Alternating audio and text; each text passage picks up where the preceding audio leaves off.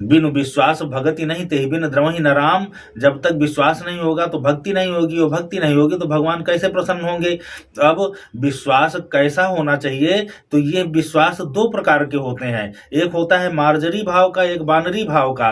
बानर के बच्चे को विश्वास है कि वह अपनी माँ को जब तक चपेटे रहेगा, पकड़े रहेगा जोर से, तब तक माँ उसको छोड़ेगी नहीं कहीं। इसीलिए बानर का बच्चा अपनी माँ के पेट को बड़े जोरों से पकड़े हुए रहता है, और माँ भी उसे हर जगह लिए लिए टहला करती है, घूमा करती है, डाल से डाल में इधर से उधर भागा करती है, लेकिन कभी बच्चे से अलग नहीं होती है। ये बानरी भाव है। और उधर बिलारी का बच्चा है जो, उसको विश्वास है कि वह कहीं भी घूमे, कहीं भी रहे, किसी भी तरीके रहे, माँ उसे नहीं छोड़ेगी। एक तरफ बच्चा माँ को नहीं छोड़ रहा है, एक तरफ वो बच्चा सोच रहा है कि माँ उसे नहीं छोड़ेगी, तो वह स्वतंत्र होकर के घूम रहा है, और माँ भी उस बच्चे को कभी छोड़ती नहीं है। बिल्ली को देखे होंगे कि मुंह में दबा दबा करके अपने बच्चे को इधर से उधर ले ले करके भागती रहती है, घूमती रहती है।